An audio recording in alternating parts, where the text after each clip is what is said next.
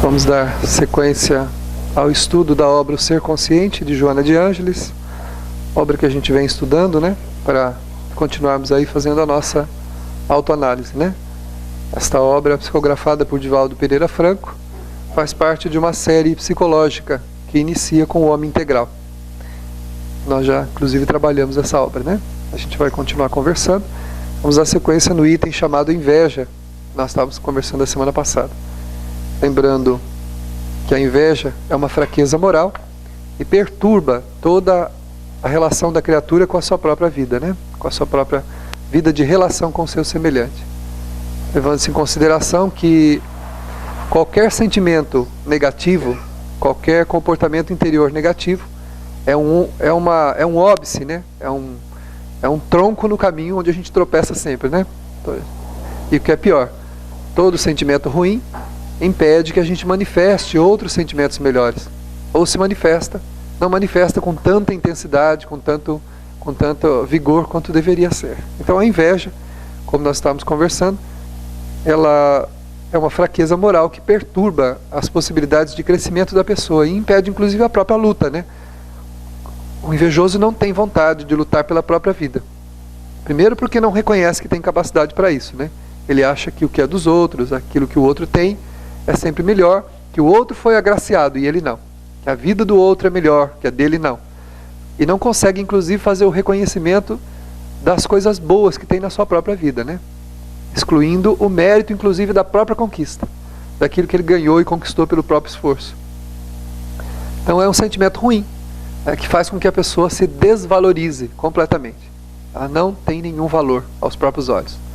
Isso em qualquer sentido. Seja no sentido físico, material, espiritual, né? Eu me lembro de alguns anos atrás, uma pessoa disse que não ia trabalhar mediunicamente, embora tivesse vocação e gostasse de trabalhar, e era um médium consciente. Era uma pessoa que tinha mediunidade consciente. E em acho que 10 ou 15 anos de trabalho, ela nunca havia veiculado a comunicação de um mentor, de um benfeitor espiritual. E que então ela ia parar de trabalhar mediunicamente porque ela não se achava um bom médium. Porque, imagina, eu só dou comunicação de sofredores, então eu não consigo comunicar, então eu não valho nada, minha mediunidade não serve para nada. Onde já se viu? Uma pessoa que só comunica, só permite comunicação de espíritos doentes. Primeiro que é uma dádiva, né? É uma bênção você poder dar fluência, né, a comunicações de espíritos sofredores. Receber comunicações dos mentores é débito, né? A gente fica no débito, fica devendo para eles, porque eles é um acréscimo de misericórdia deles nos aconselhar através das comunicações. Agora, quando você auxilia um sofredor, né, aí você está realmente fazendo alguma coisa por alguém. Você está prestando um serviço, fazendo alguma coisa de bom que vai melhorar a condição de alguém que está ali. Então, a pessoa achava que por não receber comunicação de um mentor era um demérito, era uma coisa ruim. Então ela não ia trabalhar mais não, que acho que a mediunidade dela não tinha importância nenhuma, porque isso qualquer um pode fazer. Aí outro engano, né? De forma nenhuma. Eu me lembro de uma frase num livro, tratando-se de deficientes, né? A maioria hoje não se usa deficiente, mas portadores de necessidades especiais, né? Hoje se fala portadores de necessidades especiais. Mas muda as palavras, mas a necessidade é a mesma, né? Todo mundo é uma pessoa que tem necessidades, tem problemas, nasce com a síndrome de Down e outros problemas todos aí que limita a pessoa. Aí eu me lembro de um autor que ele dizia assim, só as mães especiais podem receber filhos especiais, porque precisa ter muito amor para conseguir receber uma criança que vai exigir de você o amor uma vida inteira de cuidados. Claro que amor a gente dá a vida inteira para todo mundo, né? Mas vai um cuidado especial, mais direcionado, uma dependência durante uma vida inteira. Só o autor dizia assim, só as mães especiais podem fazer isso. Então, quer dizer, receber espíritos sofredores é uma coisa ruim? Não. Ter a possibilidade de veicular a comunicação de alguém que precisa de uma orientação é ruim? Pelo contrário. Aí a gente faz um aprendizado. Porque quando a gente lida com a dor dos outros, com a fraqueza dos outros, com a agonia dos outros, nós estamos, na verdade, lidando com as nossas próprias fraquezas. E vendo, na prática, o que pode nos acontecer se a gente permanecer no caminho que a gente está.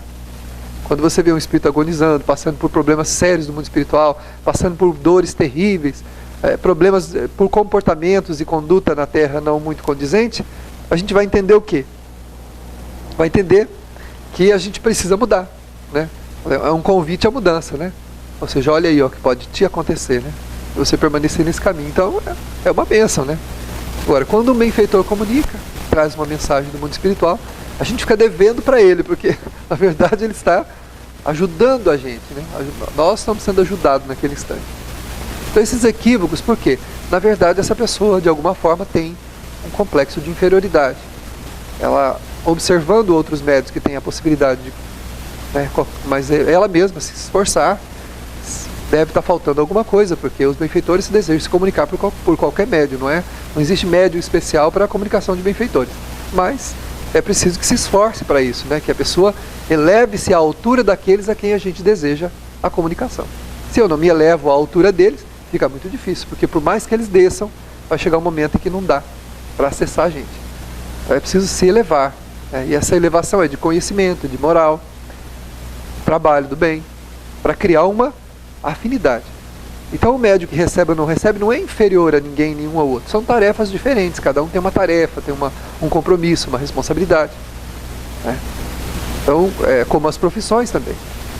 Todas são, segundo o Livro dos Espíritos, está lá, nós estudamos, inclusive essa semana passou agora, a gente estudou isso, né? Não existe trabalho que desonra o homem, ou que não é honroso. Todo trabalho é honroso, qualquer que seja.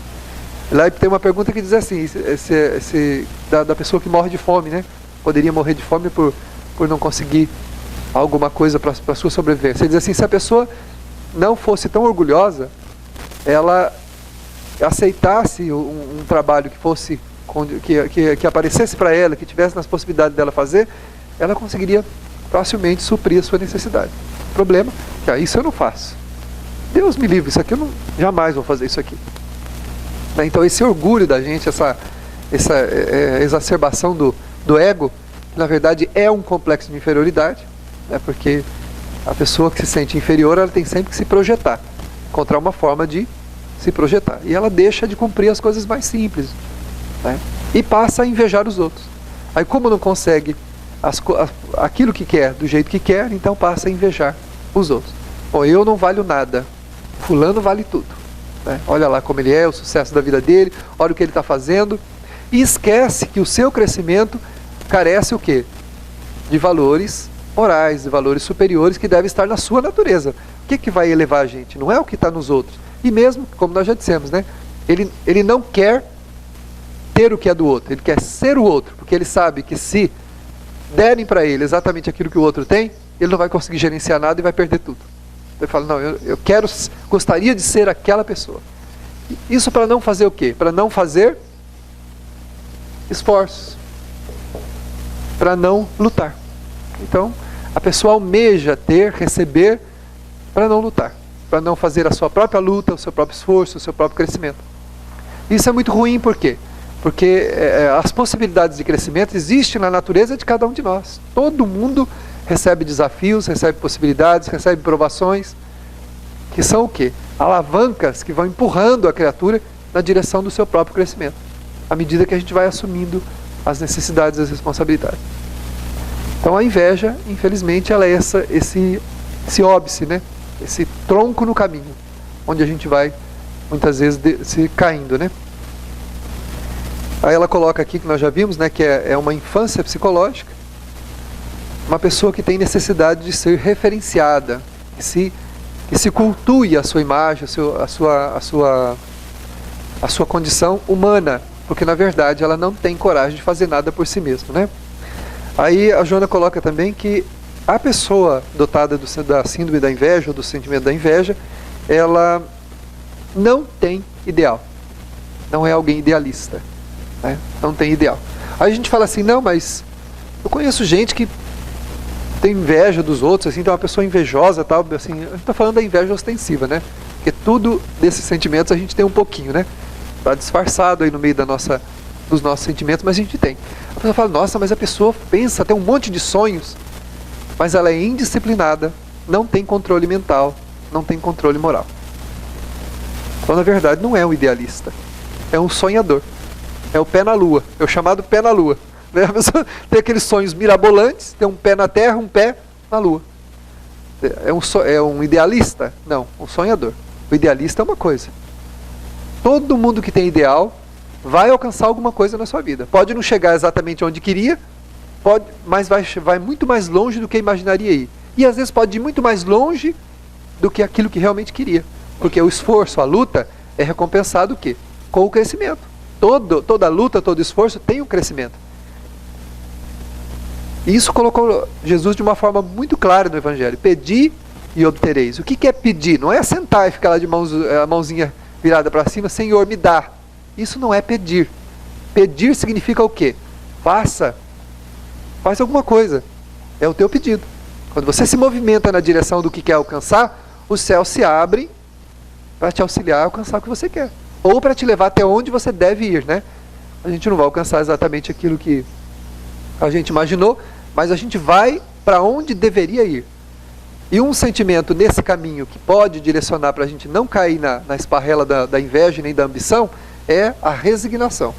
Que muita gente chama o espírita de conformado por causa da resignação. Resignação não tem nada de conformismo. A resignação é a compreensão da condição onde a gente está. Ninguém está no lugar que está por acaso. Quando você compreende isso, fica muito mais fácil você lutar por aquilo que você quer. Porque o revoltado não vai a lugar nenhum. O revoltado, minha vida é uma porcaria, nada presta, eu não sou isso, eu não sou aquilo, olha no espelho, isso é cara de alguém que se tem, mas é a sua, meu filho. Não é aquela que você queria, né? Não é né? Mas é a sua. Né? Não é sei lá, como é que é? Os Brad Pitt, sei lá quem mais aí, né? Aí olha lá, não é como é que chama lá? Então tem um monte, né?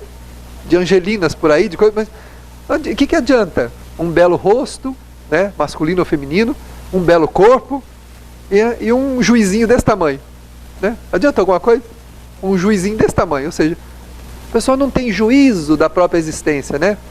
Quando a pessoa fala, você é sem juízo, quer dizer, você é sem critério, você não tem parâmetros, né? O que adianta a pessoa ter aquele rosto, aquele corpo, aquela coisa?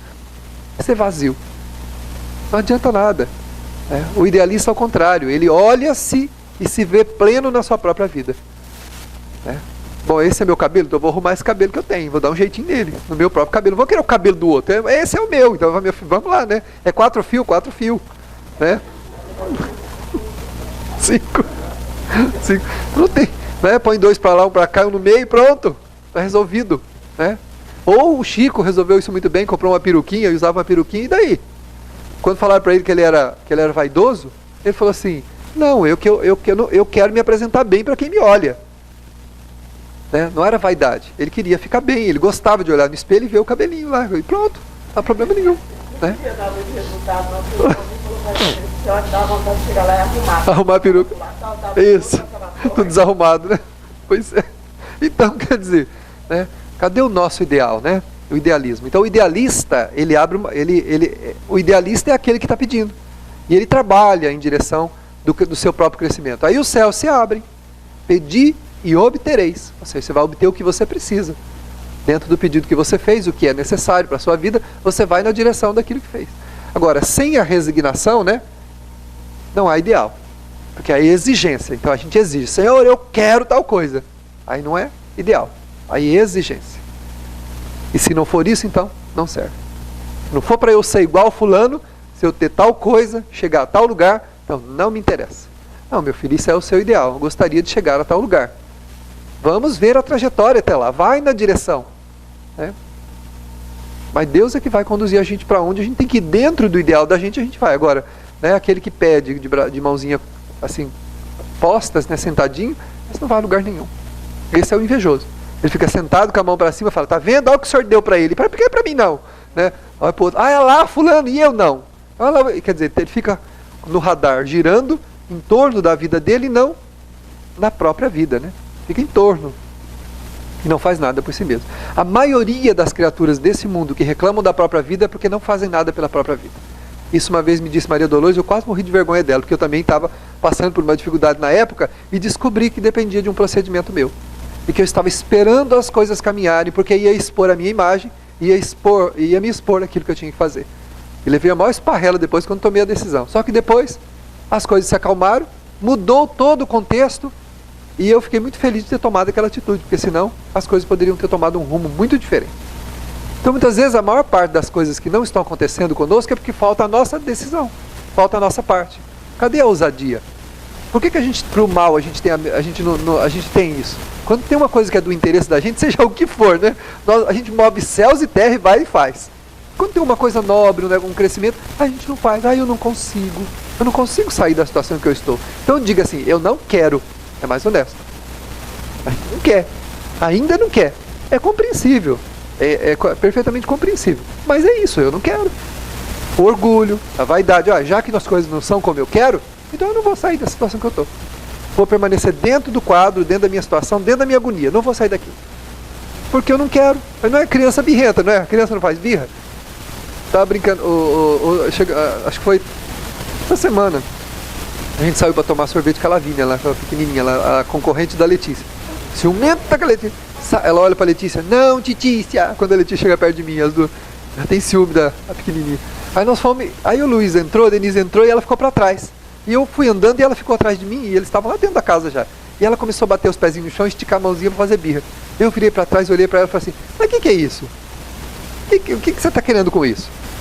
O que está acontecendo? Está acontecendo alguma coisa ruim, não sei o que e tal?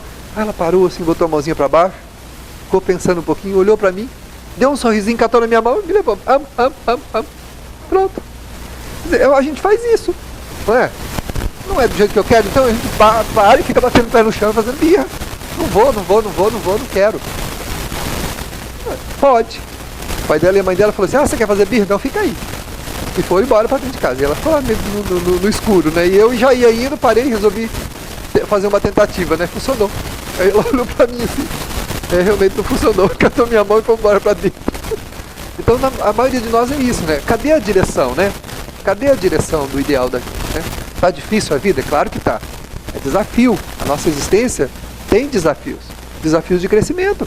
Resgates do passado, desafio de crescimento. Lidar com as próprias dores é difícil, por quê? Porque nós trazemos um interior comprometido com uma série de sentimentos errados, de vaidade, né, de egoísmo, de orgulho, de prepotência. Quanta coisa está na nossa natureza. Mas também tem coisa boa. Tem muita coisa boa. A gente fez muita coisa boa, a gente aprendeu, a gente lutou, a gente se esforçou. E tudo isso está dentro da gente, né? Então, agora, pedi e obtereis, ou seja, eu quero. Então eu vou na direção. Se não é para chegar lá a 300 km de onde eu marquei, vou chegar a 150, 180. Mas de braço cruzado, talvez 10 metros, né? Empurrado, hein? Então esse esforço é muito importante, né? Então esse é o problema da inveja, que a pessoa estaciona, já que ela não pode ter exatamente tudo que ela gostaria de ter, então não vou fazer nada. Não vou lutar. Não vou fazer nada, vou permanecer aqui, vou ficar dentro do meu auto-martírio, né? A pessoa estabelece um processo de auto-martírio. E a gente espera com isso despertar a piedade dos outros, né? Despertar a piedade dos outros. E fica tentando comprar Deus com isso, mas não funciona. A lei divina não se demove com isso. Lendo a obra, nós estamos lendo lá, né, Armando, a obra Obreiros da Vida Eterna, nós comentamos na outra semana, comento de novo, aquelas caravanas que vão, aquele povo tudo naquelas regiões de agonia, de desespero, de sofrimento. Se Deus se movesse para atender os caprichos nossos, como espírito, não tinha ninguém lá naquela região. Todo mundo não estava lá, ninguém estava lá. Tá bom, tá, né? Igual pai e mãe faz com a criança birrenta e que fica pior a coisa, né? Para não ter o trabalho de corrigi-la, né, pega e faz o que ela quer. Dá o que não pode, faz o que ela quer. Deus não faz isso conosco. A gente quer fazer birra? Pode fazer. Você quer permanecer na sua depressão? Pode permanecer. Quer permanecer na sua síndrome do pânico? Pode permanecer. Você quer permanecer na sua miséria, no seu sofrimento, pode permanecer. É você que vai decidir a hora que você quer sair. Então ele deixa. Por quê? Porque as coisas, o nosso crescimento tem que ser pelo nosso mérito, pelo nosso esforço, com o auxílio dele, claro, mas com o nosso esforço. Lembra que a Zenobia lançou as redes, jogou as redes magnéticas, para que eles pegassem nas redes? Quem é que pegou na rede? Ninguém.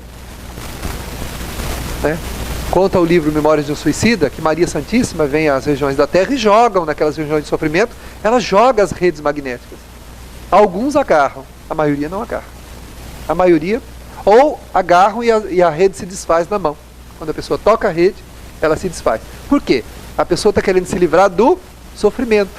Não está arrependido. Não se arrependeu. Na verdade, ela continua achando que ela está certa e que ela é vítima. Não, mas eu fiz isso, eu me matei por causa da minha vida difícil, a minha vida miserável que eu tinha. Não reconheceu que ela estava numa vida miserável, numa vida difícil, por causa de um passado miserável, um passado difícil.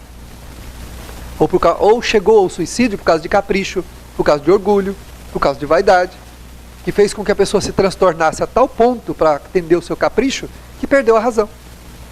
Então ela não entende que a culpa é dela, e que ela tem que reconhecer essa culpa para sair daquele lugar. Enquanto o espírito não reconhece isso, ele não vai segurar nessa rede, porque essa rede é a rede da resignação, é a rede da submissão, é a rede da humildade, do amor. Sem isso, não tem como. Mas é isso também, Deus lança várias redes para puxar a gente, né? Mas sem resignação, não tem jeito. Sem ideal, não tem caminho. Não tem caminho. Então, o idealista vai para algum lugar, o ambicioso vai forçadamente a algum lugar onde ele não vai se dar bem. Porque para conseguir o fruto da sua ambição, ele vai ter que passar por cima de tudo e de todo mundo. Então, cuidado com a ambição. É melhor você perder agora para ganhar depois do que ganhar agora e perder consciencialmente depois, né? Que vai ser muito pior. Que é o que está acontecendo conosco nessa vida. A gente ganhou de alguma forma em algum tempo aí, né? Estamos aqui hoje com as consequências desse ganho. Muita coisa boa, lógico. A vida é uma bênção, uma oportunidade de crescimento fantástico. E Deus permite que a gente idealize a vida. Nós temos liberdade para idealizar. O que a gente está idealizando? Eu vou me formar porque eu vou ser igual fulano. Não, eu vou me formar para ser eu mesmo. O fulano tem um sucesso, olha, ele ganhou, já comprou 3 fazendas, tem um monte de dinheiro. Mas não é esse o objetivo do você se formar. O primeiro objetivo de ter uma profissão é o quê? É prestar um serviço à humanidade, ao semelhante. Todo mundo que trabalha presta um serviço à humanidade. Então aquele que faz, seja quem for, tem que fazer bem feito. Você não tem que ser o melhor, mas tem que fazer o melhor que você puder. Porque você foi preparado para isso e tem uma missão no teu trabalho. Primeiro plano. Segundo, a sobrevivência. Do teu trabalho você tem que tirar o quê? Do meu trabalho tem que tirar o quê? O sustento da minha vida e daqueles que estão comigo. Segunda finalidade primordial. E a terceira, a do crescimento. Quer dizer, dentro do trabalho eu cresço como ser humano, adquiro potencialidades, experiências que vão me levar à condição de um espírito melhor, né? Saindo da terra melhor do que eu cheguei. Agora, quando é a ambição, aí passa a ser o quê? A inveja. Aí já entra no campo da inveja. A gente olha para os outros e fala assim, eu vou ser melhor que fulano. Vou subir além de onde ele está. Tá bom. Mesmo que consiga, esse crescimento não tem efeito benéfico interiormente falando. Porque tudo que a gente conquistar tem que ser o quê? Consequência de um crescimento natural e honrado, nobre, senão não tem efeito. Quem inveja a sua posição não sabe o preço que você paga para estar ali. Não é? Quanta gente, né? A pessoa está numa coordenação de alguma coisa, está dirigindo alguma coisa, está fazendo... A pessoa, ela inveja o quê? O cargo, mas não quer os compromissos do cargo. Não sabe o que a pessoa está pagando para estar ali. O preço que a pessoa, o esforço que ela tem que fazer, as lutas, o estudo, o trabalho, a dedicação, as responsabilidades. Não sabe. E quando chega a algum lugar, de alguma forma chegou, ela não quer, ela aí reclama das responsabilidades que tem. Mas o que você queria? Né? Tudo tem responsabilidade, tem consequência, né? Por isso é que cada um está onde tem que estar, porque tem uma missão a cumprir ali. Então invejar posições e situações é um processo de fragilidade do ego, né? É a infância psicológica. A criança que quer saber de tudo, ela quer tudo. Ela não quer saber se ela pode, se ela não pode, ela quer. Ela quer, não quer saber se pode ou não pode. Isso é a infância psicológica.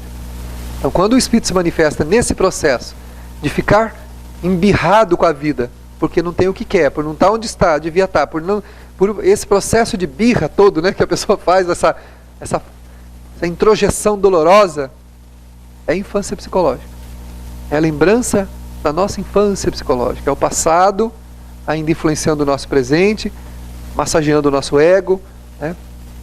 Em vez de nos dar planificação, dá o quê? Dá tortura, dá desespero. Aí você vê a pessoa reclamando para chegar num lugar, aí quando chega reclama de estar lá. Reclama. É. Nessas jornadas da gente aí de entrevista, né? Os que a gente conhece mais de perto, a gente tem umas experiências meio estranhas. De pessoas que desejaram muito casar. Almejaram muito casar, depois casa, reclama do casamento. Esse cara, não sei por que eu fui casar, porque isso aqui é uma porcaria, porque aguentar mulher não é fácil, aguentar marido não é fácil, aguentar filhos, pelo amor de Deus, se eu soubesse não teria tido. Mas primeiro passou grande parte da vida correndo atrás do casamento. Casou, agora quer fugir do casamento, né? Quer sair de lá para...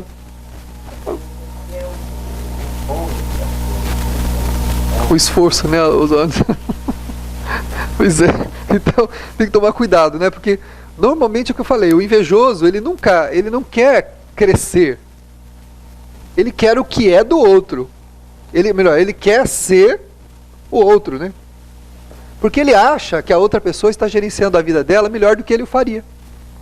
Bom, se eu for ele, então eu vou conseguir gerenciar bem a minha vida, porque sendo eu sou uma porcaria, eu não sirvo para nada. Aí chega na vida, conquista o que na verdade desejou conquistar e percebe que na verdade não é a posição para onde ele foi, né, que faz algum sentido para a vida dele. É exatamente a sua luta, o seu esforço, a sua dedicação que daria algum mérito para ele. E ele não tem essa vontade de fazer isso. Não tem. A gente conheceu, já falei para vocês, a gente lembra de uma pessoa, de uma família que ganhou na loteria, na época na loteria esportiva, né, que tinha a zebrinha lá, que fazia os 13 pontos. E de uma família simples, envolvida com toda a simplicidade, com uma união natural que tinha entre todo mundo, virou um caos, virou um inferno. A família toda desmantelou, cada um para um lado. Hoje, acho que sobrou um remanescente da família. 1 ou 2 deve ter sobrado. Teve mortes na família, acabou, quer dizer, a família foi literalmente destruída. Suicídio, homicídio e separações. Cada um para um lado. E o último que sobrou é alcoólatra. Por causa de um prêmio de loteria. Exatamente. Por isso que eu digo assim, a gente precisa se estruturar. Porque o problema, como eu disse, não é estar aqui ou estar lá. É como a gente vai estar onde está. Esse é o problema. Eu vou ser transferido para uma situação melhor ou qualquer que seja ela. Como é que eu estou de valores, de recursos interiores? Porque não adianta dar aquele que não pode ter. Não adianta dar. Pois é, mas a pessoa clama tanto, né? Tá no livro do Espírito também. A pessoa pede, tá bom, então top. Vamos ver como é que você vai lidar com isso. Aí recebe. Né? Quem quer falar alguma coisa? Ah, tá.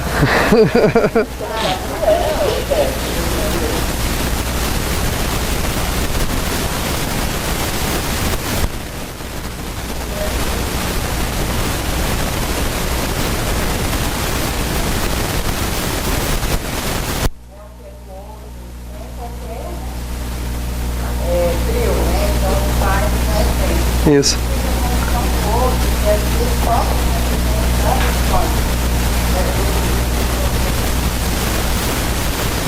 Olha, não existe nada por acaso. Se você sofreu assédio que te prejudique de alguma forma, você tem sintonia de resgate com aquilo que você está recebendo.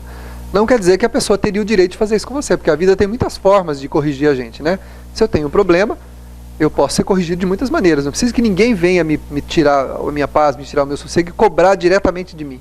Mas pode acontecer, porque o mal pune-se a si mesmo, né? O que acontece com o mal? Aquele que está numa sintonia ruim, acaba sintonizando com o outro que vai trazer dificuldades. Então, por isso é que a gente tem que elevar o nosso patamar de emocional, moral, espiritual, para quê?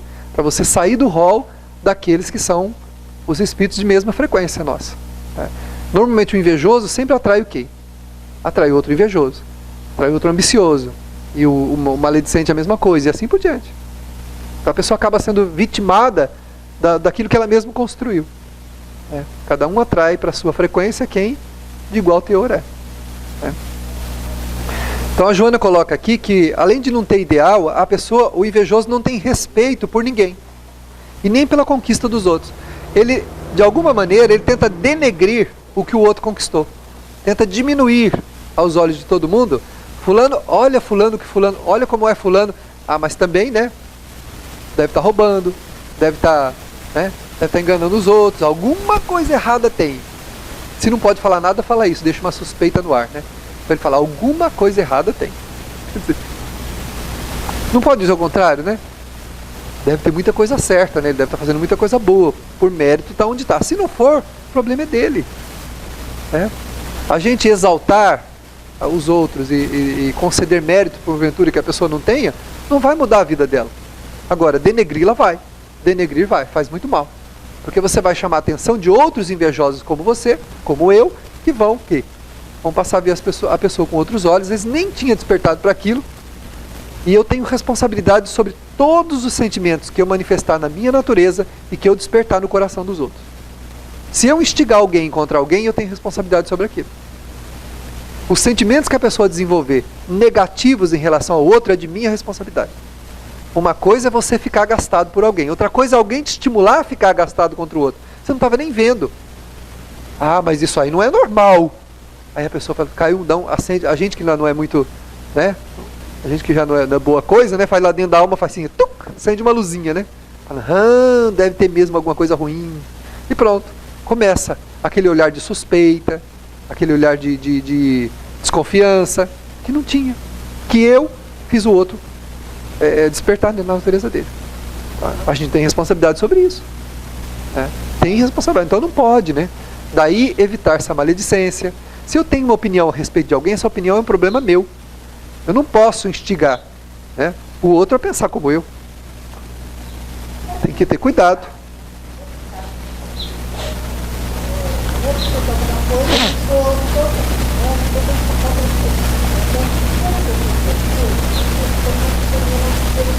Tá, lá.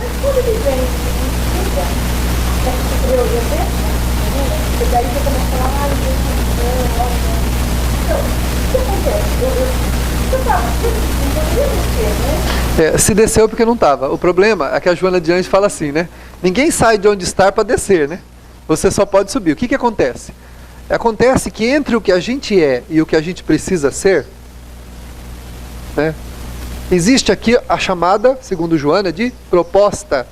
Então eu estou manifestando a proposta. Eu reencarnei com o propósito de me vigiar, de ficar vigilante para não ter esse comportamento aqui, para não ficar suspeitando de ninguém, para não ficar desejando nada contra ninguém, para trabalhar esse sentimento. Então essa é a proposta. E você reencarna e consegue manter. Vai mantendo aquela proposta, vai mantendo, até que algum desavisado chega, né, e te mexe com o quê? Te cutuca, o que acontece? Você volta à condição que é. A condição que realmente é. Porque o homem bom não consegue. O Chico mesmo, quantas vezes falavam para ele, mas Chico, você não está vendo? Ele falou, não estou. Mas fulano, você viu o jeito que a pessoa te olhou, Chico? Não vi. Quer dizer, não viu mesmo. Porque ele está vendo o olhar da pessoa, mas por outro lado, ou seja, por outra, não aquele olhar que o outro maldoso, o maledicente, o invejoso viu. Ele não viu esse olhar, ele viu um outro olhar. Porque ele não está naquela frequência, né? Ele não está naquela frequência. Agora, se a gente cai, é porque a gente não, na verdade, não estava onde a gente achou que estava. Aquela era a proposta. Eu estou trabalhando para ser aquilo. Porque uma virtude conquistada é para sempre. Uma vez conquistada uma virtude, nunca mais você vai voltar a ser a mesma pessoa. Nunca mais. Você se transforma numa outra pessoa, emocionalmente falando. Você enriquece o teu interior. Agora, toda vez que a gente cai é porque não estava lá onde estava. Na verdade, aquela era a proposta. A gente ainda é aquela pessoa aqui embaixo. Rasteira, né? E isso é que é o perigo. Aí o Jesus falou, né? Vigiai e orai. Ou seja, presta atenção em todas as suas atitudes, todos os seus pensamentos, todo o teu sentimento. E aquilo que você entender que não é bom, corrige. Vai corrigindo. Fala, não. Se vier na cabeça para pensar mal de alguém, o que você faz? Fala, opa, isso não é bom. Isso está errado. Eu não devo fazer isso. Cada um tem a sua vida e só Deus pode julgar, eu não posso julgar, não devo fazer isso. Então muda o teu conceito. Não, a pessoa deve ter coisa boa. Isso que eu estou vendo nela é só o lado ruim dela, mas ela tem um lado bom. Tem um lado bom. Quando você faz essa justificativa, o que você faz? Você sai daquela frequência. E diminui a possibilidade de cair de novo naquela oportunidade. Até desaparecer completamente.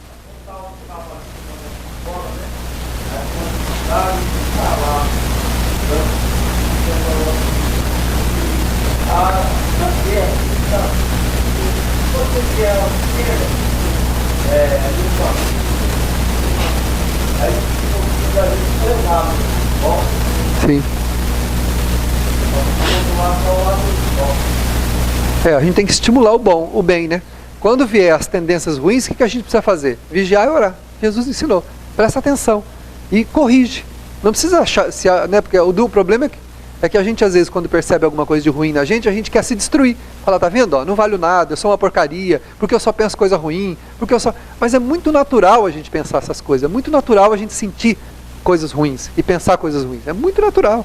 Isso faz parte do quê? Da bagagem espiritual de cada um de nós. A gente não é perfeito, né? De vez em quando, um lixinho estava preso lá no fundinho do rio, sobe, né? Desprende lá e vem para cima. O que a gente tem que fazer?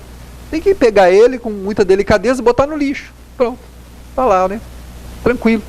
A gente é o que é, né? Não pode ser. Agora, quando a gente faz a autodepreciação por causa disso, né? Você olha e fala aí, tá vendo? Ó? Aí, ó, onde eu não podia ter feito isso. Tanto podia que fez. A gente fala assim, não, eu não tinha o direito de fazer isso. Bom, o direito talvez não tivesse, mas fez. Fez por quê? Fez porque ainda não tem maturidade, a gente ainda não é perfeito como nós gostaríamos que fosse. E mesmo quando a gente olha para alguém e fala, fulano sabia o que estava fazendo, não sabia nada. Se soubesse, não tinha feito. A pessoa tem a informação de que não devia fazer. Mas saber é o quê? Sentimento. É um recurso emocional. É um recurso de informação e sentimento. Então, quando a pessoa sabe, aí ela não faz mais. Ela firmou no sentimento e firmou na razão, aí ela não faz mais. Começa a fazer parte de nós, né? Aí a gente não erra mais. Para isso tem que vigiar muito. Quando perceber essas distorções, né? A gente tem que fazer o quê? Buscar corrigir. Corrigir e falar, opa, não devo ir por aí, caminha para cá. Opa, não devo fazer por aí, caminha para cá. Vai sempre se reorientando. Pensei, senti alguma coisa que não devia, não tem importância nenhuma. Opa, vou me vigiar. E vai para o caminho correto. A autodepreciação não vai levar a gente a lugar nenhum, né? Ficar no automartírio, e se a gente se destruir por isso, Deus não tem mais, não tem dó da gente, menos dó, mais dó, não tem.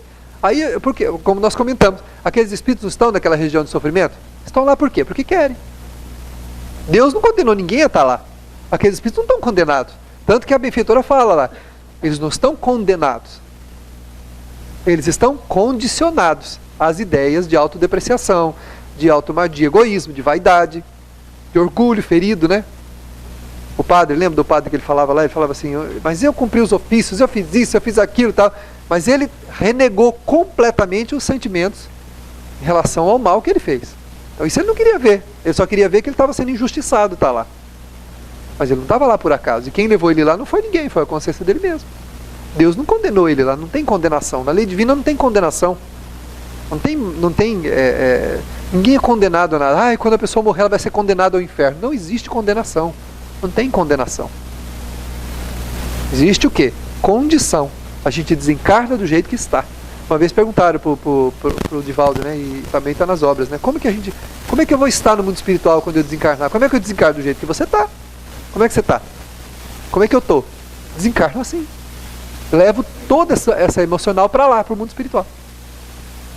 Posso ir para uma colônia? Pode. Posso estar bem no mundo espiritual? Pode. Pode para o nosso lar? Claro que pode. Por que não? Eu quero ir. Eu vou fazer tudo para ir. Né? Eu vou fazer tudo. Você me espera lá. Se eu estiver lá, você não deixa, gruda, eu não me larga descer não. Não me deixa descer não, pelo amor de Deus. Vamos para o nosso lar, por que não? Ué, tem que ter. Ou às vezes não é nosso lar, mas uma outra colônia. Né? Uma colônia. Quero trabalhar, quero fazer alguma coisa. Por quê? É a sua condição. Você sai daqui e vai para lá do jeito que está. Não tem condenação nenhuma. E nem absolvição.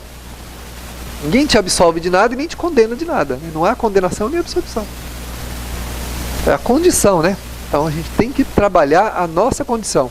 O otimismo, a alegria, a resignação, a vontade de viver, a vontade de fazer as coisas, fazer o bem, ser útil.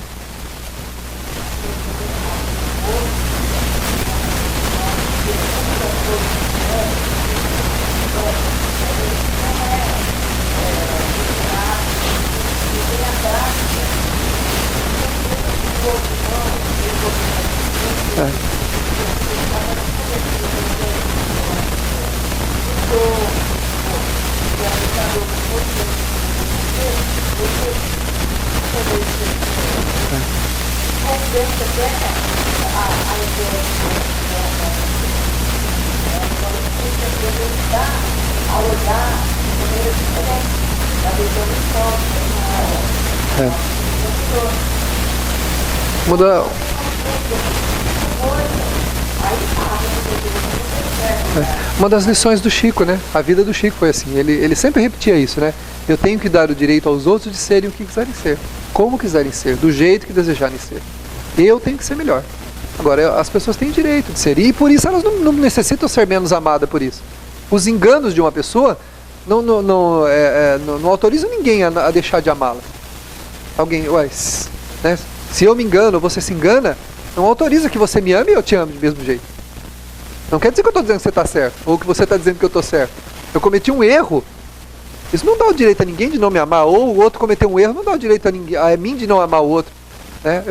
E com isso é que nós colocamos uma palestra uma vez, né? A gente lembra do Richard Simonetti, lá na estação do trem, que o cara estava lá com a canequinha, e todo mundo passava do lado, né, e tal, e ninguém colocava moedinha lá para ele. Ele chegou perto e viu, tinha uma inscrição embaixo da caneca: deposite aqui a sua moeda e ajude esse irlandês a permanecer no vício do álcool. Ninguém colocava moedinha lá. A gente faz isso, a gente pega a pessoa e transforma ela no vício dela. Deixa de ser nosso irmão para ser o alcoólatra, para ser o drogado, para ser o mentiroso, para ser o desonesto. Mas não é assim. É o nosso irmão. Ele tem problema de alcoolismo, ele tem problema com droga, ele tem problema com isso, ele tem problema com aquilo, mas é o nosso irmão. E não tem que ser menos amado por isso. Isso foi ensinamento de Jesus. Isso é ensinamento do Evangelho, Jesus. Tem que separar o vício, a fraqueza da pessoa que é nosso irmão.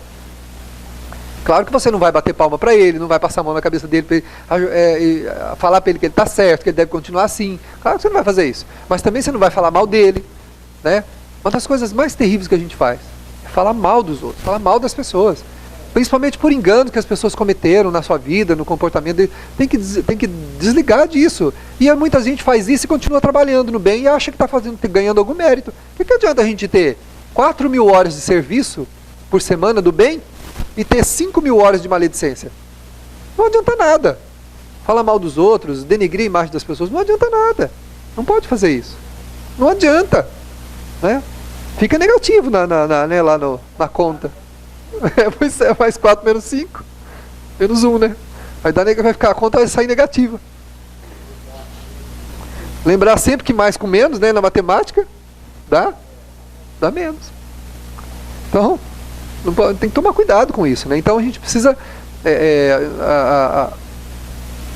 os defeitos, os problemas dos outros, das pessoas, não podem de nenhuma forma permitir que a gente veja elas de maneira diferente, que não como nossos irmãos, são nossos irmãos.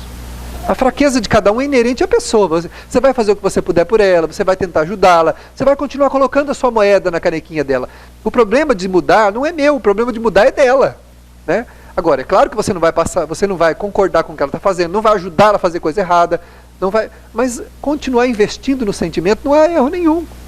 Porque se Deus tivesse desistido de nós, imagina onde a gente estaria. Se o nosso pai, a nossa mãe, as pessoas que permitiram que a gente viesse para a Terra, vocês acham que a gente é boa coisa? A gente que se acha no direito de não querer botar moedinha na canequinha do outro, a gente é melhor que a pessoa? Ou a gente pode estar na proposta, lembra que eu falei?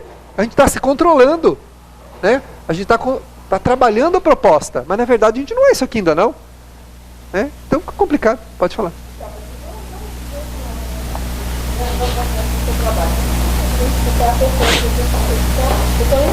Quero descer na proposta, né? Aí vem você e eu identifico como você faz isso, né? Então, você está entendendo, né? Que isso que a mãe está fazendo, que você está fazendo. Eu identifiquei. não, eu já repito desse jeito. Eu só faço uma vez na minha cabeça, né? Eu tava tão quietinha com você. E aí, eu continuo convivendo com você. Ou fazer errado e me afastar de você igual no trabalho, porque uma ideia é a gente faz isso, mas esse afastamento não adianta, porque ele não faz, a gente não cresce com isso, né? A não ser que seja impossível. A não ser que, por exemplo, que a pessoa crie tanto embaraço e tanta dificuldade que é necessário, às vezes, a separação. Mas é o que está no Evangelho. Ama o teu inimigo. Amar o inimigo não é conviver. Nem sempre é possível. Mas é não desejar mal a ele, não querer o mal dele, não fazer nada para destruí-lo. Não, entendeu? E um item muito interessante no final que ele coloca: não oferecer obstáculo à reconciliação. Então, quer dizer, a pessoa, às vezes você não dá para conviver junto, às vezes tem que realmente recuar. Às vezes você tem que...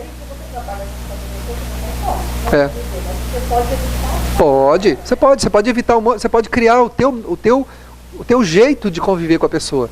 O que não pode é denegrir, não olhar a pessoa com amor, porque na verdade é um necessitado, é um doente. É um doente que necessita da nossa compreensão. E compreender não é dizer que a pessoa está certa. Esse é o nosso engano, né? Ah, se eu for compreender ele, eu estou falando, vou dar a entender para ele que ele está certo. Não. Isso é um problema dele. O problema meu é de não vê-lo como um reles, como alguém que merece ser destruído, afastar. Tem gente que persegue, prejudica. Quando descobre que a pessoa tem algum comportamento, persegue a pessoa, prejudica, tenta destruir a pessoa. Quer dizer, isso é negativo, né? Porque se...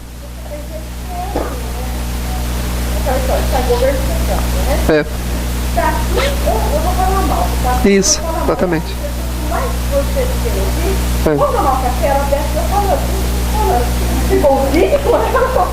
Se puder, convive. Se não for possível, pode até afastar. O que não pode, tem que tomar cuidado é com o sentimento, né? Eu falo, o sentimento é que é o agente regulador da nossa natureza. Se você desenvolve um sentimento ruim pela pessoa, aí tanto faz você estar junto quanto separado. Então tem que trabalhar o sentimento, aí não importa.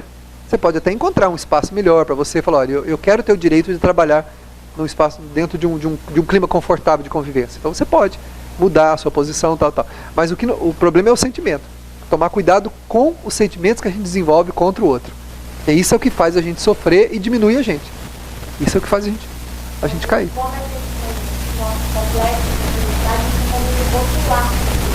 Aí a gente rotula. Então tem que tomar cuidado. Mas não e o fato da gente continuar, às vezes até ajudando, fazendo alguma coisa, não quer dizer que a gente está dizendo que a pessoa está certa, né? Porque mudar é um problema dela. Né? Mudar é um problema de cada um. Ninguém vai mudar ninguém.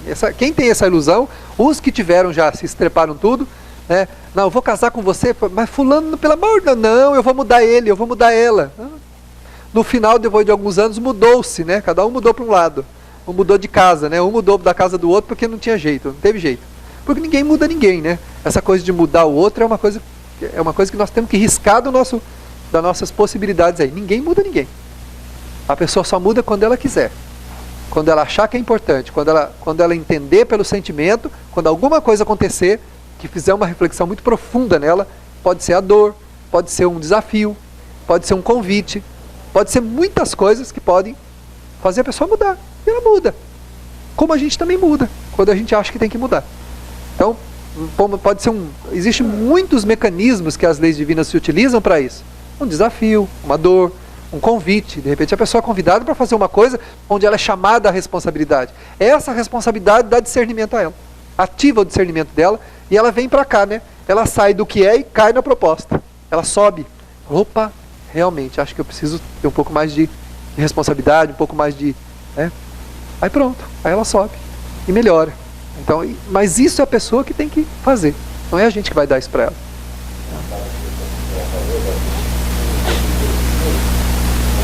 Oi?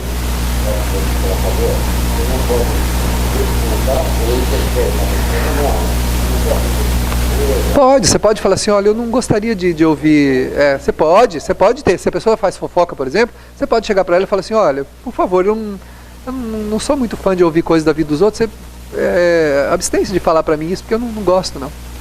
Não sou muito. Às vezes a pessoa fica gastada naquele momento que você fala para ela, mas depois ela compreende. Aí ela não vai te falar mais. E o que ela desenvolveu é um problema dela, né? O sentimento que ela desenvolveu por causa disso não tem relação com você. Isso é o problema dela. O que você não pode deixar é de falar e ficar ouvindo. Ouvindo e não fala nada. Fala, olha, por favor, eu não gostaria de ouvir. Né? Eu falei para vocês que eu tenho uma pessoa que trabalha comigo, que os meninos apelidaram ele de repórter do inferno. Porque ele dá uma volta.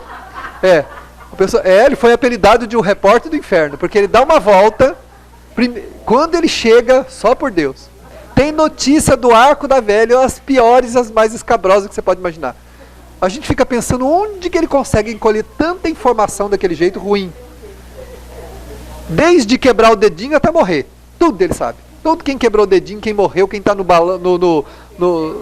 entubado no hospital, aquele que se esfolou, o que queimou, né, o outro que quebrou, o outro que perdeu, o outro que ameaçou a mulher não sei de quem. Falei, como que ele fica sabendo? Ele sabe. É o chamado repórter do inferno. Lá, o pessoal, lá vem ele. Quando ele chega, todo mundo olha um para o outro, lá vem ele. Qual será a notícia agora? Sabe, já falaram para ele.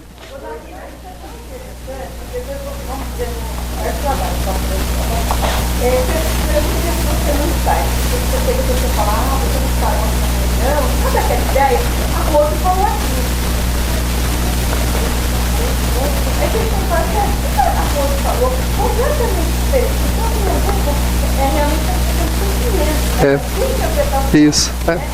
E aí é a hora que você tem filtro, né? Com essa proposta, você vai ficar, né? Isso a gente só vai conseguindo à medida que você vai construindo o sentimento, né? À medida que a gente vai se enobrecendo como ser humano, criando sentimento, crescendo, né? A gente vai elevando o patamar de análise das coisas, de percepção, sensibilidade, né? Para perceber as coisas. E fica menos atingível. Porque quanto mais baixo você está, mais atingível você é, né? Os dardos pegam mais, né?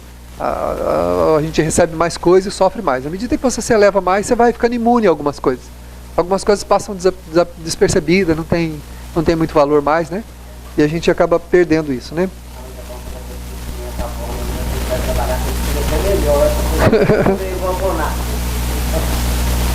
Agora, a terapia para a inveja, né? Como nós comentamos tudo. Em primeiro lugar, a reflexão.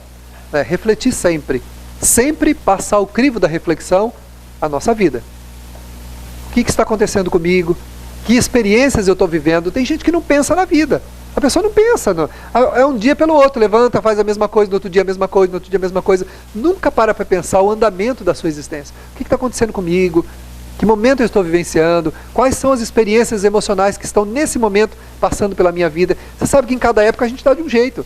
Vocês perceberam que tem época que a gente é atingido mais num sentimento, outra época mais no outro, outra época a gente está com o humor de uma forma, depois está de outro. Essa reflexão ajuda a gente a trabalhar estados interiores e alterar a nossa relação com a gente mesmo, né? Para se compreender melhor, para você perceber as coisas com mais facilidade. Quem tem o hábito da reflexão, fica tão automático isso que a consciência avisa quando vai acontecer alguma coisa ruim. Quando você está tentando se encaminhar para uma ideia que não é real, a consciência dá um clique. Fala, olha, não é o posicionamento devido. Quando a gente está no automatismo, não avisa depois. Aí cai naquela, não devia ter feito isso, né? Mas talvez se tivesse o hábito de refletir, não teria feito mesmo. A gente fala assim, se eu tivesse pensado um pouquinho, não teria feito. Isso é a prova inequívoca de que a gente não reflete. Se criar o hábito da reflexão, vai acabar esse negócio de eu tivesse pensado um pouquinho, não teria feito. Sabe por quê? Porque você vai pensar um pouquinho. Quando a situação aparecer, a primeira coisa que vai acontecer dentro de você, uma reflexão. Mesmo que um lampejo. Mesmo que muito rápido. E a ficha vai cair. Para não cair depois, né? Porque depois não adianta. Pode até adiantar, você pode até reparar tudo, mas já fez, né? Se você disser alguma coisa que não devia alguém magoar a pessoa, você pode até pedir desculpa. Pode até reconhecer. E a pessoa pode até te perdoar. Mas aquele leso afetivo que você causou nela, aquele leso emocional, vai ficar na sua conta. Vai ficar nos seus débitos. A sua consciência não vai aprovar isso. Isso vai gerar um transtorno emocional, vai gerar um desconforto interior. A pessoa te perdoou, a pessoa aceitou, mas quem não aceita é a gente mesmo. A própria consciência não aceita isso. Por isso é que a reflexão tem que vir antes. Então quem tem o hábito de fazer a reflexão todo dia, lembra que a gente ensinou algum tempo atrás a meditação? Pelo menos todo dia parar por 1 ou 2 minutos para refletir, para fazer pergunta para si mesmo. Eu não lembro o espírito que é na obra de Kardec, que ele fala. No livro dos Espíritos ele fala assim que a gente deve fazer perguntas a nós mesmos e multiplicá-las o quanto mais possível. Não ter medo de fazer. Perguntar. Porque as respostas estão na nossa própria natureza. A gente sabe por que faz as coisas. Só não quer saber. É diferente. Eu não quero saber. mas sabe. Então, se perguntar ao longo do tempo, ajudado pelos mentores amigos, ajudado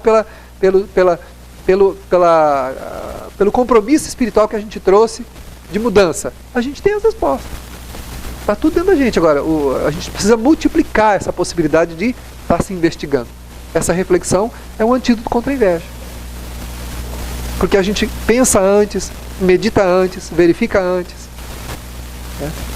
E se você verificar a pessoa que você inveja, né, que muita gente inveja, o invejoso ostensivo, se ele verificasse mesmo nas entrelinhas, ele não ia querer ter a vida que a pessoa tem. Ele só inveja o que ele acha que é bom. Só inveja o dinheiro do outro. Mas ele não gostaria de estar administrando o que a pessoa administra. Estar na vida dela, vivenciando o que ela vivencia.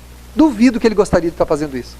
Ele quer só aquilo que é do seu interesse. O que é importante para mim? Dinheiro. Então eu enxergo no outro apenas o quê? O dinheiro da pessoa. Mas não enxergo a vida dela. Então a reflexão me faz falar assim, olha, tudo bem, ele tem dinheiro, mas você queria viver naquela vida? Você queria ser o que ele é? Você queria administrar as coisas que ele administra? Você queria ter os problemas que ele tem? Tem certeza que você queria isso? Aí a consciência fala assim, não, melhor não. Entendeu? Então se a gente tiver o hábito da reflexão, a gente vai se posicionar sempre de uma maneira melhor, antes das coisas, né? Para não sofrer depois. Para não chegar à conclusão depois, falar assim, não devia ter feito isso, não devia ter pensado nisso, não devia ter desejado isso. Aí já foi, já passou. Se feriu, tudo bem. Você pode até pedir perdão, pedir desculpas. E deve ser assim. Reconcilia-te com teu inimigo enquanto estás a caminho com ele. Ou seja, reconcilia com a pessoa, vai lá, resolve o problema. Tá bom, não há problema nenhum, pode fazer. Só que aquela impressão ruim, negativa do ato, fica gravada nas nossas entranhas. Fica lá nos porões da consciência. E vai influenciar a gente. Vai influenciar a gente.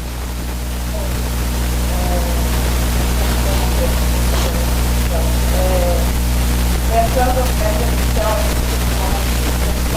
até ontem, para eu estar bem, para não pegar o corpo, eu preciso falar. Independente Pois é. qualquer situação. E aí, vai entendendo que passivo, né? É diferente de pacífico, é. Então, é ideal que também manifeste a sua o Evangelho fala que humildade não é subserviência, né? A subserviência é uma característica do escravo, porque o escravo não tem vontade. Ele não pode manifestar a vontade dele é a vontade do Senhor dele. Mas a humildade te dá o direito de manifestar a sua vontade, sem arrogância. Porque normalmente quando a gente manifesta a nossa vontade, a gente manifesta com arrogância. Porque eu penso assim. Tá bom, mas não precisa ser assim, né? Olha, eu não concordo com isso. Esse pensamento eu vejo dessa forma, dessa maneira. Mas eu penso assim. Então tá bom, tudo bem. Compreendo e dou a direito à pessoa de pensar e sem sentir raiva dela. Porque quando a gente fala assim, mas eu não penso assim, aí a pessoa fala assim, eu não concordo com você. Aí você engole e fica com raiva do outro, porque ele não pensa como você. Olha, né? Então, o que é a humildade? É você colocar a sua opinião. Não, eu não concordo com isso. Essa parede aí, vocês estão vendo que essa parede aqui é roxa. Aí todo mundo olha, não, essa parede é branca, não é roxa. Não é branca. Aí você, tá bom, engole, aceita o que os outros estão falando, mas fica com raiva de todo mundo. Porque queria que todo mundo falasse que era branca. Então isso não. Não, gente, essa parede aqui e tal, né? Tá bom, mas não ficar com raiva da outra pessoa, né? A gente quer impor, né? Essa imposição é própria do orgulho, da vaidade, da prepotência da gente, né? Então isso não é humildade, ficar quieto, escutar tudo e não falar nada, não abrir a boca, né? Isso não é humildade, é subserviência. E você não vai se sentir melhor por fazer isso também. Se você engolir tudo sem manifestar a sua opinião, com o tempo você vai ficar o quê? Uma pessoa dura também, tanto quanto o outro. Começa a ficar dura, começa a ficar uma pessoa insensível, né? Porque não é se autodepreciando, se colocando abaixo de todo mundo, que a gente vai conseguir sobressair a nossa serenidade. Não é serenidade. Tem muita gente que seria melhor que a pessoa gritasse do que ficasse quieta. Porque calada ela é mais perigosa do que gritando. Então grita, meu filho, grita que é melhor. Porque calada a pessoa é muito pior. É os dardos que ela emite, as vibrações que ela desfere contra todo mundo, só por Deus. E tá quieta, né? Oi? Pois é. Morre gritando, né? Não tem jeito. Então, gente, só para a gente encerrar esse item, né? O maior antídoto, então, contra a inveja é a gratidão. É um sentimento que nós temos que treinar todos os dias da nossa vida. Você quer ser uma pessoa equilibrada a nível de sentimento? Treine é o antídoto contra todos os maus sentimentos. Gratidão. A pessoa que é grata à sua vida, à vida que tem, à condição que está, ao jeito que está, à vida como em todas as suas relações, toda a sua dinâmica, esta pessoa é uma pessoa serena, uma pessoa doce, tranquila. Então a gratidão é um dos grandes antídotos contra a maioria dos sentimentos ruins, principalmente contra a inveja. É levantar de manhã, olhar e dizer assim: muito obrigado, meu Deus, pela vida que eu tenho, pelas pessoas que estão comigo, pela condição que eu me encontro aqui na Terra. Muito obrigado. Eu sei que o seu amor está se manifestando de maneira intensa e que se as coisas não são diferentes, é porque ainda não é o momento. E eu estou tendo exatamente aquilo que eu posso ter. Nunca me deixe almejar aquilo que eu não deva. Me dê sempre a simplicidade e a ternura de aceitar aquilo que devo. Ensina-me a lutar, a conquistar, a progredir. Nesse sentido, a gente consegue calar aquelas ansiedades desnecessárias, né? Aquele desejo de estar onde não devia, né? Que é próprio de uma natureza em conflito. O conflito, né? O conflito humano, ele faz parte de uma dinâmica ruim que nós ainda guardamos na natureza. O trabalho de autoaperfeiçoamento é um trabalho de autocompreensão. O espírito necessita compreender-se. Para isso necessita meditar, refletir, repensar os passos da sua existência. Assim como tiramos momentos para o repouso do corpo físico, é necessário tirarmos momentos para o repouso do espírito. E o repouso espiritual nasce na reflexão. Nasce no momento em que temos a capacidade de fazer a autocontemplação, de observarmos os painéis interiores da nossa natureza e verificarmos ali as distonias, aquilo que necessita ser modificado, as estradas que necessitam ser aplainadas para resolver os desconfortos, as intranquilidades. Refletir, meditar, é sorver antídoto contra a maioria das distonias de comportamento, de pensamento e de sentimento que manifestamos. Pensemos em Jesus como o Mestre que desceu das estrelas e veio à Terra nesse mundo de sofreguidão espalhar o amor nos corações. Para isso renunciou a toda e qualquer glória, embora fosse a maior de todas as personalidades existentes. A luz que iluminou as trevas humanas foi tratado como um reles. Porém, cada um de nós pode buscar inspiração no Mestre, descendo do nosso egoísmo, da nossa vaidade, ao nível do coração do nosso irmão, respeitando a própria existência e a existência de todos aqueles que estão conosco. Inspiremo-nos em Jesus, que vez outra recuava do grupo, da multidão, e ia orar, meditar com Deus, para depois espraiar sobre a humanidade o seu amor e a sua luz. Ele que não necessitava de nenhum tipo de compensação para suas realizações afetivas, nos ensinou que o amor é a única e maior de todas as expressões de plenitude humana. Somente quem ama pode ser feliz, pode estar pleno na condição em que se encontra. Respeitemos a própria existência e os compromissos assumidos, através das oportunidades que temos em cada dia, crescimento e modificação. Nesse sentido, meditemos na gratidão a Deus. Gratos, estaremos em curso na lei do mérito. Revoltados, entramos no demérito, diante da própria consciência. E Jesus nos abençoe e nos ajude a buscar, na alegria de viver, todas as compensações que necessitamos para a completude afetiva. Ele nos abençoe e nos conduza sempre em sua paz. Graças a Deus.